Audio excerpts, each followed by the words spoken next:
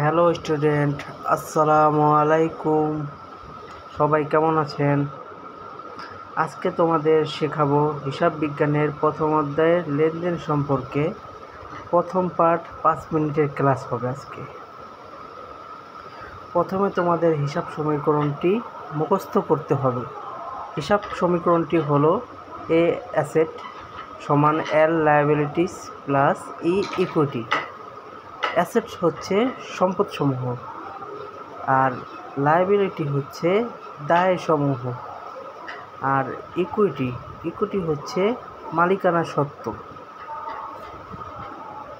চিত্রের সাহায্যে বিষয়টি দেখানো হলো, দেখে নেবেন। হিসাব সমীকরণে বর্ণিত করলে যা পাওয়া যায়, এই চিত্রটি মুখস্থ করে নিতে হবে। ঠিক আছে, সবাইকে এই চিত্রটি মুখস্থ করতে হবে, এই সূত্রটিও মুখস্থ করতে হবে। ঠিক আছে, তারপর এখানে যে সম্পদসমূহের গুলো আমি তুলে ধরলাম, এগুলো সব মুখস্থ করতে হবে। এগুলো মুখস্থ করবেন: কলকঞ্চা, যন্ত্রপাতি, ভূমি, দালান কোঠা, আসবাবপত্র, মোটর গাড়ি, ডেলিভারি ভ্যান, অফিস সরঞ্জাম, ইজারা সম্পত্তি ইত্যাদি, এগুলো সব সম্পদ। তারপরে দেখাবো দায়সমূহ, যেগুলো এই যে দায়, পাওনা দেয়ার, পদে বিল, পদে নোট, পদে বিল, ব্যাংক জমাতিরিক্ত, এগুলো সব প্রত্যেকটা জিনিস মুখস্থ করতে হবে। লেনদেন সম্পর্কে জানতে হলে এই দায়সমূহ আর সম্পদসমূহ আর মালিকানা সত্ত্ব যেগুলো প্রথমে দেখালাম, সবগুলো মুখস্থ করতে হবে। এগুলো মুখস্থ না করলে কিন্তু লেনদেন সম্পর্কে আপনারা ধারণা নিতে পারবেন না, তাই জোরপূর্বক এগুলো মুখস্থ করে নেবেন।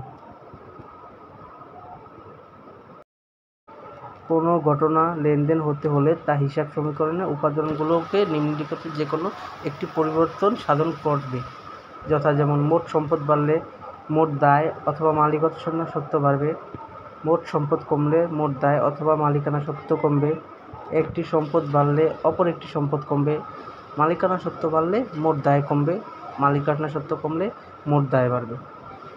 এগুলোও মুখস্থ করতে হবে। ঠিক আছে, তারপরে এই যে নগদে 5,000 টাকা নিয়ে ব্যবসা শুরু করা হলো, এখানে দেওয়া আছে নগদে 5,000 টাকা নিয়ে ব্যবসা শুরু করা হলো। তাহলে কি হলো, নগদে 5,000 টাকা আনা হলো, তাহলে নগদ টাকা 5,000 টাকা বাড়লো, তাহলে নগদে এখানে 5,000 টাকা আসবে। নগদ একটা সম্পদ, নগদের এখানে 5,000 টাকা। হ্যাঁ, তারপর এই যেহেতু 5,000 টাকা ব্যবসা শুরু করার জন্য আনা হলো, তাহলে মূলধন আনা হলো, তাহলে মূলধনও বাড়লো।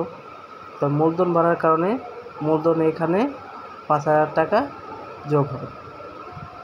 ঠিক আছে, তো নগদ 5,000 টাকা বাড়লো, মূলধন 5,000 টাকা বাড়লো।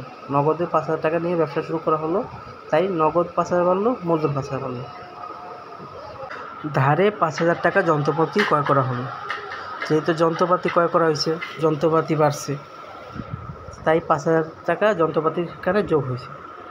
আর ধারে যন্ত্রপাতি ক্রয় করা হয়েছে, ধারে যন্ত্রপাতি ক্রয় করার কারণে পাওনাদার বাড়ছে, 5,000 টাকা পাওনাদার ওখানে যোগ হয়েছে। আবার দ্বিতীয়ত, পাওনাদারকে পরিশোধ 3,000 টাকা, তাহলে পাওনাদারকে পরিশোধ 3,000 টাকা।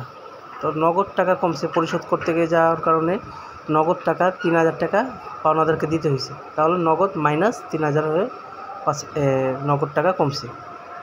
আর পাওনাদারও কমলো 3,000 টাকা দেওয়ার কারণে, তাও 3,000 টাকা মাইনাস পাওনাদার। ঠিক আছে, তারপরে বাকিতে পণ্য ক্রয়, বাকিতে পণ্য ক্রয় কারণে, যেমন বাকিতে পণ্য ক্রয় 7,000 টাকা, বাকিতে পণ্য ক্রয় করেছে, তাহলে কি হলো, পাওনাদার বাড়লো 7,000 টাকা, বাকিতে পণ্য ক্রয় কারণে পাওনাদার বাড়লো।